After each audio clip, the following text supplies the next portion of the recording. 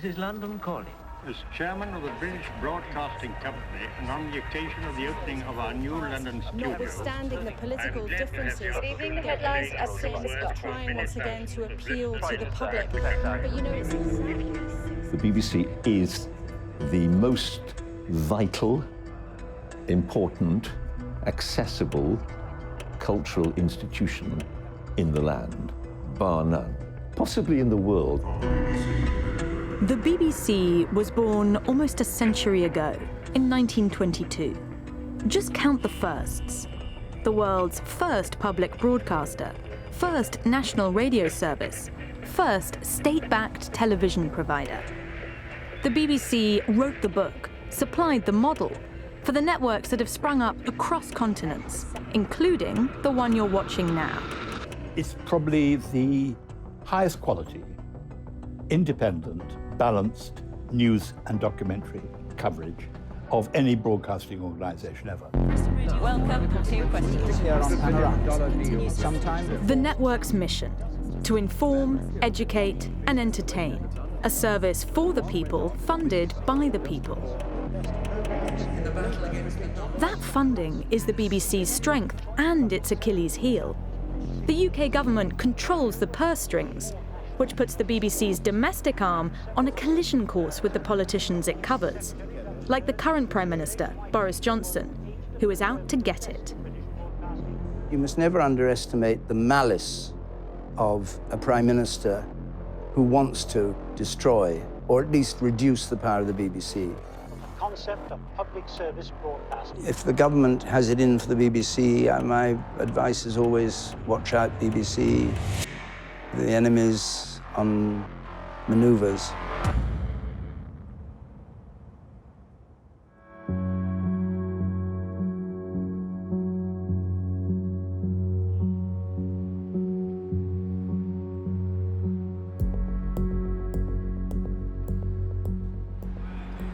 As its first Director General, John Reith, put it, the BBC would serve the whole of Britain, the wealthy and the poor, the genius and the fool, and it would report the news without fear or favour.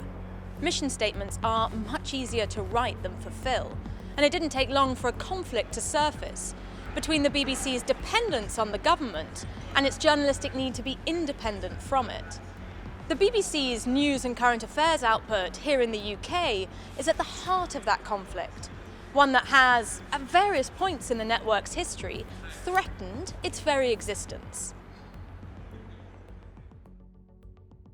There is a permanent tension between the government of the day, of whatever political colour, and the BBC.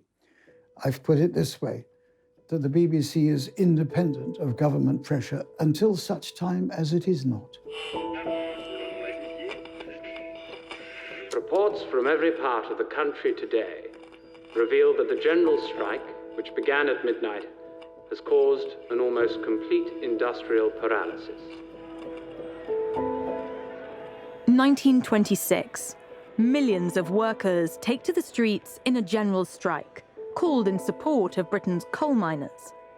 Print workers stopped their presses in solidarity.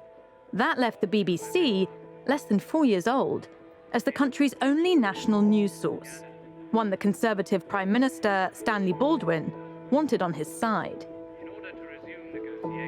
As the BBC's founder, John Reith knew that independence and impartiality were crucial to its reputation. He also viewed the government's patronage as key to the BBC's future. So the general strike was a really crucial moment in the BBC's history. The person who would become the BBC's first Director General is relying on the goodwill of government for the institutional future of the BBC. So that's the immediate context. Now, the government strings along this kind of threat of the BBC being brought under direct government control into the strike itself. And the reason they do that is pretty obvious, because they know that it will impact editorially on what the BBC does. So, John, you want to see? Yes, Prime Minister. John Reith compromised. The government would not commandeer the BBC, but it was effectively given a veto over what could be broadcast. Dissenting voices, from the trade unions to the opposition Labour Party, were banned. In order to resume negotiations, the General Council of the Trades Union Congress has decided to terminate the general strike today. By the time the unions called off the strikers had a new name for the BBC, the British Falsehood Corporation. And that was before Reith invited Prime Minister Baldwin to broadcast to the nation from Reith's own study. Reith even helped write the speech. I am a man of peace, but I will not surrender the safety and security of the British Constitution. Lord Reith, who we consider the absolute founder of the principles of impartiality and independence at the BBC, the man for whom Reithian principles is meant to describe absolute probity and impartiality, was actually a man who allowed the Prime Minister of the day, Stanley Baldwin, to broadcast from his own house, and was very proud of his involvement in editing the words and making it sound better. That gives you a feel for exactly what impartiality meant in practice at this first sort of test. As for the BBC, we hope your confidence in and goodwill to us have not suffered. That grey area that the BBC ends up occupying during the general strike and the patterns of reporting, which are very overtly pro-government, that tells us something about the organisation of the BBC from the beginning. John Reith's diary entry about the BBC's role during the strike is pretty telling. The strike, he wrote, would certainly have lasted much longer had it not been for us. And just months later, the network got the government's official seal of approval through a royal charter that formalised its existence. But it came with strings attached. Ministers were given the power to choose the BBC's chairman and members of its board. The government would control the BBC's funding through a licence fee collected from listeners. And the network would be up for review by the government every 10 years. The BBC has taken on many new jobs in wartime, and one of them is to keep a sleepless watch, night and day, on the broadcasts of the war. When Britain entered World War II, its media had to toe the government line. As the primary distributor and amplifier of Winston Churchill's wartime speeches, the BBC, now a global player, grew central to the government's propaganda drive. Those blurred lines between the BBC and the British state weren't confined to the war. Journalists joining the BBC were routinely vetted by government spies for, quote, subversive tendencies. Mere association with left-wing groups was enough to get candidates barred, a system that remained in place for decades. At the dawn of the television age, the BBC was well positioned to grow with the technology and the times. That was most clearly reflected in the 1960s and 70s, when a culture of deference was making way for a determination to challenge authority. Is there not abundant evidence from the by-elections, the local elections and the opinion polls that the majority of the people of this country are fed up with both you and your government? No. It was an age of liberation, of questioning the old immediate post-war assumptions. 2 new BBC Two transmitters opened today, so we did a lot of foreign news, more than they do now. There were the wars in Africa, Vietnam was going. It's heavy artillery support for the Americans, and because of this, they're not immediately likely to lose out here. But I felt that the climate changed, I think perhaps mostly under the prime ministership of Margaret Thatcher.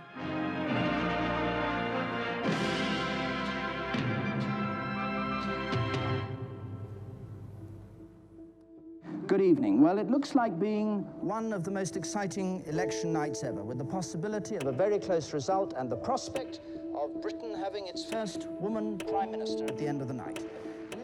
Margaret Thatcher's election victory in 1979 triggered a transformation of Britain's economy and institutions, including the BBC, by then a vastly expanded, confident, and at times combative news operation. Cheered on by increasingly influential conservative newspapers, Thatcher had the network in her sights. I remember doing an interview with her, and when we sat down, because it was live and we had to make sure it went out, we doubled up on the numbers. There were twice as many cameras, twice as many people. Mrs. Margaret Thatcher is here on Panorama tonight, sometime before October. So she went around going, 1, 2, 3, 4. She counted everybody in the room. I think there were 13 people. And she said, Mr. Dimbleby, you know, I had the American television here this morning, and there were only 2 of them. She believed that the BBC was soft in the head. The BBC was too liberal. The BBC was not understanding what she wanted to do. And from the very beginning, she was trying to find ways of emasculating the BBC. There were 2 strands going on. A government that was determined to bully the BBC, to make the BBC do what it wanted to do in terms of the message. But it was also the BBC producing programmes that was its way of fighting back.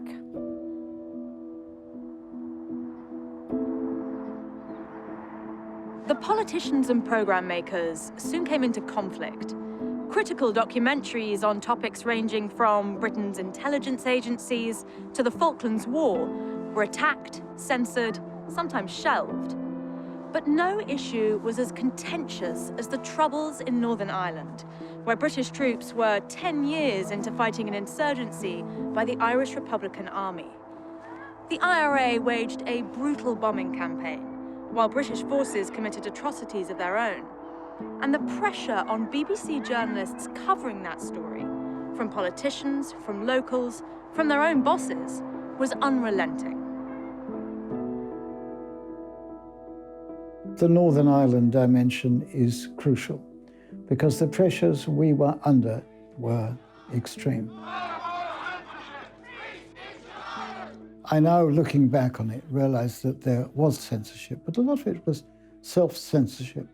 We were aware of certain constraints. We didn't have the full story. I didn't know what the Prime Minister was saying to the Director General or vice versa. In 1985, the Thatcher government got wind of a BBC documentary that followed 2 extremist politicians, one of whom was a suspected IRA leader. At the end of the day, it will be the cutting edge of the IRA which will bring freedom. The government wanted to ban the film. The BBC's Board of Governors, many of whom had been appointed by Thatcher, agreed. But the decision was the Director General's. Alistair Milne, a TV producer by trade, was having none of it. Determined today to reassert his authority by insisting that the controversial documentary on Northern Ireland would run. The film was broadcast, but only after the addition of footage like this. 20 seconds dedicated to the victims of the IRA. But Milne was on borrowed time. Thatcher soon appointed a new BBC chairman. His mission, as he later wrote, oust Milne, quickly and brutally. I thought it was pretty murky, I must say. And I thought there were things that needed doing at the BBC, but not sacking the Director General to do it. That was direct pressure by the Prime Minister. It had nothing to do with me. It's only a matter for the BBC. Did he resign because of political pressure, Mrs. Thatcher? No, only a matter for the BBC. But the odd thing about the Thatcher years is that the BBC survived. It wasn't untouched because she removed a Director General, but we still went into the 90s thriving really well until John Birt came along. For Thatcher, John Birt, soon to become Director General, was everything Alistair Milne was not, namely a fellow believer in free market ideals. John Birt's appointment was very important because he represented someone who shared the view that more market forces ought to be brought into the BBC. Full disclosure. For much of the 1990s, the government official in charge of the department handling broadcasting policy was my father, Hayden Phillips. He and John Birt had their work cut out. We worked closely together in the run-up to the BBC Charter renewal, and he, as it were, managed to enable the government to agree to a charter settlement, which was, after years of tension between the government and the BBC, was a sort of peace treaty. He was a very important person in terms of the acceptability of the BBC within government. I hated what Bert did, because what he seemed to want to do was to control from the centre everything that happened. And I give you an example. He asked that when Panorama made a programme, before they ever went out and filmed it, they should, in effect, write down on paper and have passed by the management or by the editors what it was they were going to do. I thought that was crazy. Oh, we couldn't stand Bert in news. Couldn't stand him because he was shaking things up. And he was a pain in the bum in lots of different ways. But Bert's great achievement was to recognise where the digital world was going. Had it not been for Bert, the BBC would not be where it is today. George Bush is, by all accounts, pulling the stops out to help his ally and friend, Tony Blair. And weapons of mass destruction can be found quite quickly after. There is no case for going to war on the basis of the...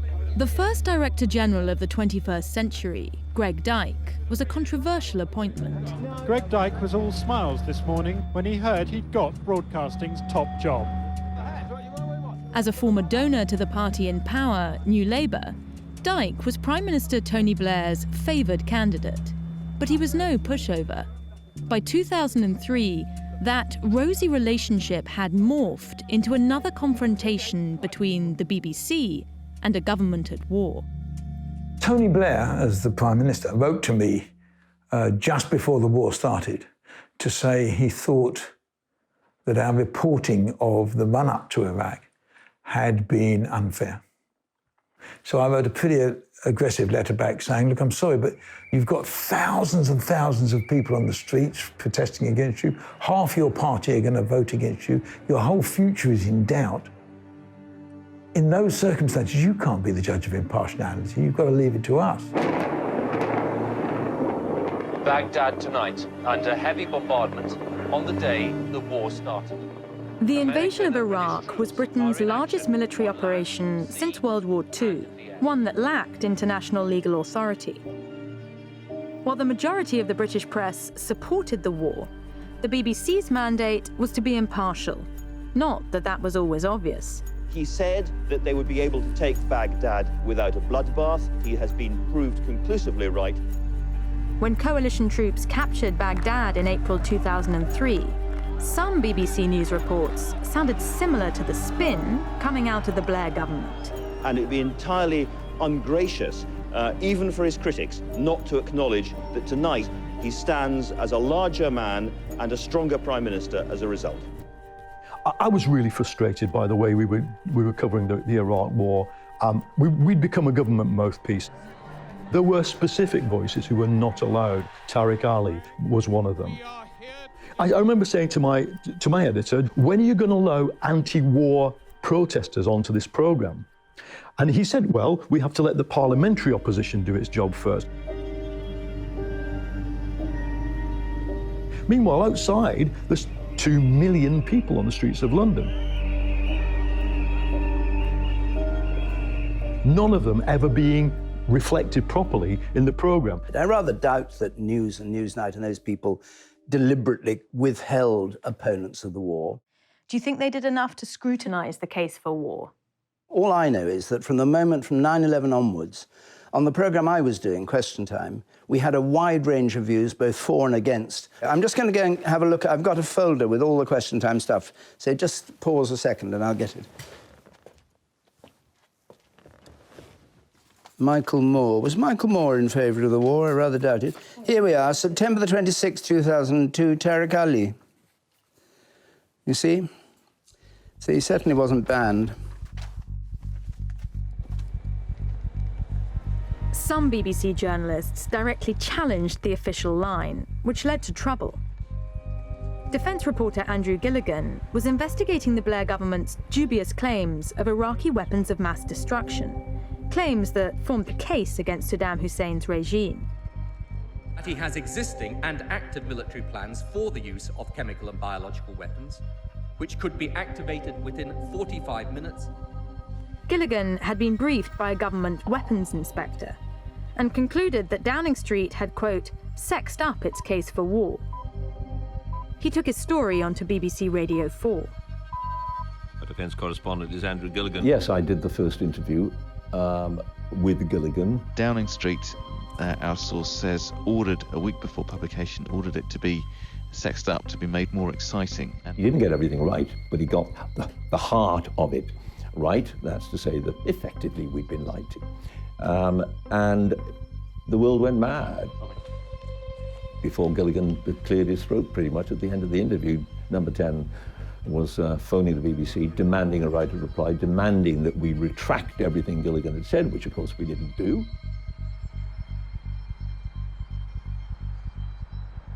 Greg Dyke, the Director General, defended the BBC and his reporter. But when Gilligan's source was found dead, a case of suspected suicide, Gilligan was left exposed and the government went on the offensive. Blair ordered what came to be known as the Hutton Inquiry, its official brief to establish the cause of death of Gilligan's source. But when the inquiry published its findings, it exonerated the government over its WMD claims and focused on the shortcomings in Gilligan's reporting. The verdict was in. The BBC was guilty. Hayden Phillips was the civil servant in charge of setting up the inquiry. The Hutton report is often described as a whitewash. What was your reaction when you first saw the report? I mean, clearly, a lot of my colleagues in government were jubilant at the result.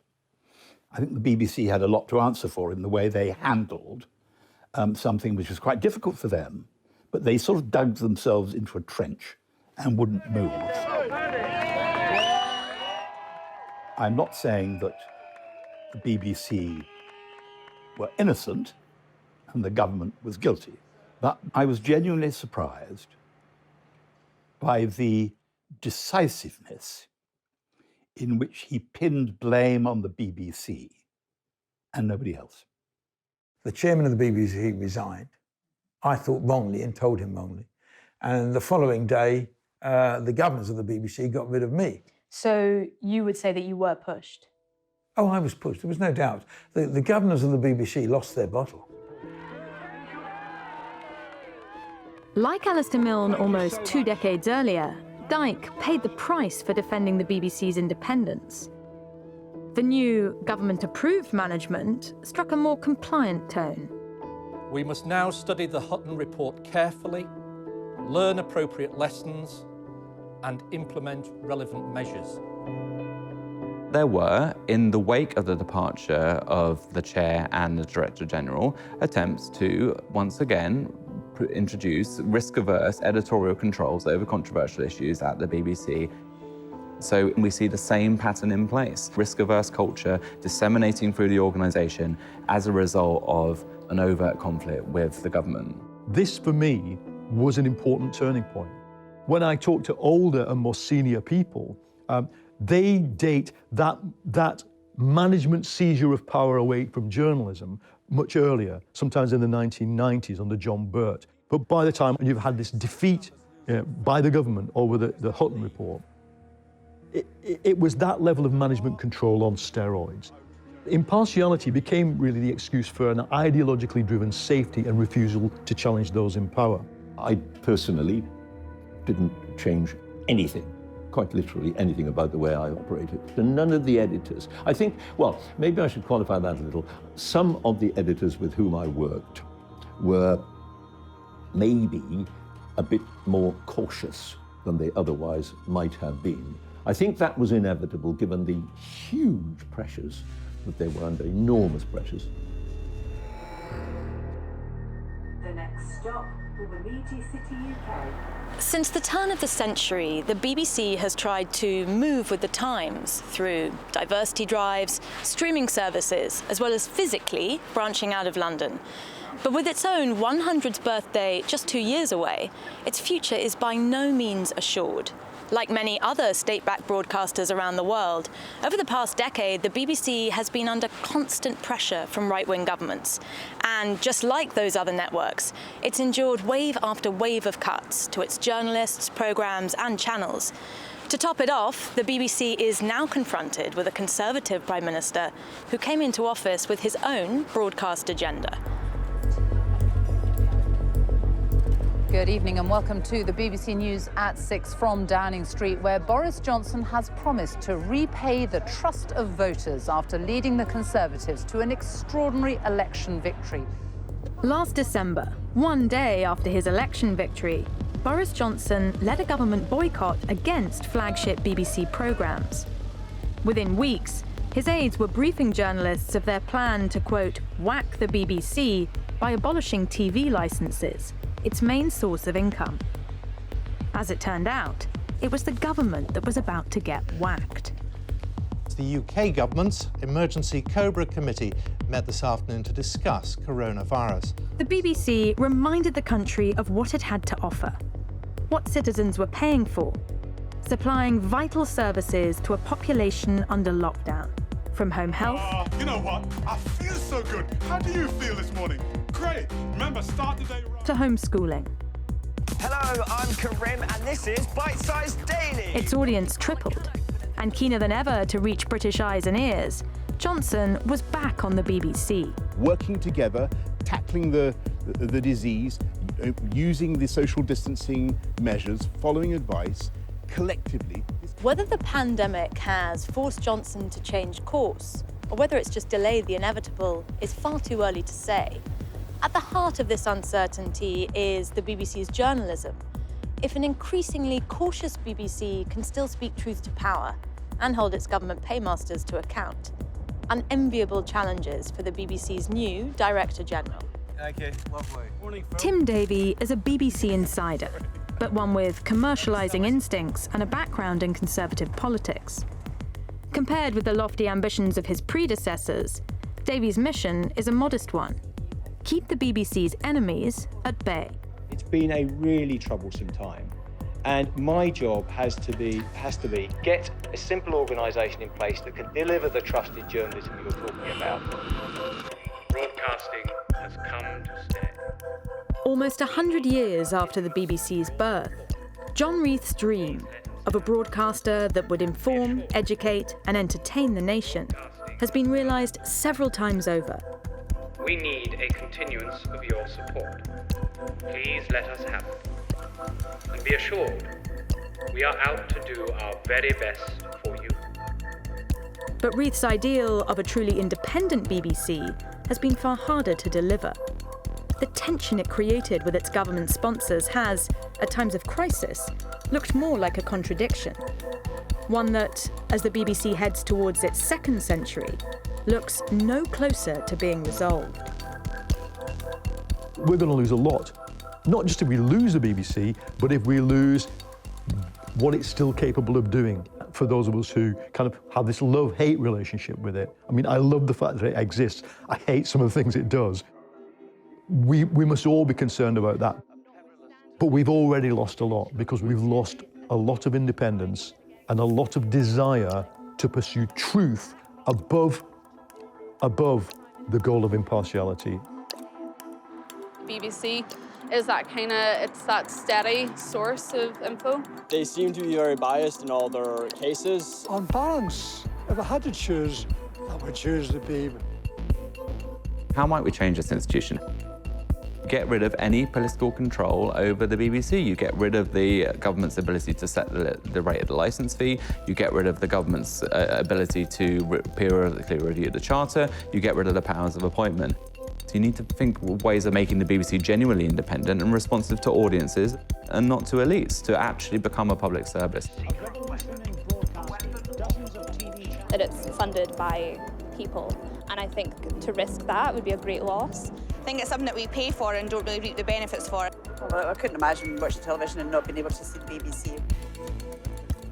I think the battle to be independent is constant, ongoing, and depends on the characters of the chairman of the BBC, the director general of the BBC, the heads of news. And if ever they get sucked into a lovely relationship with government, and there are moments when that may happen, we're finished.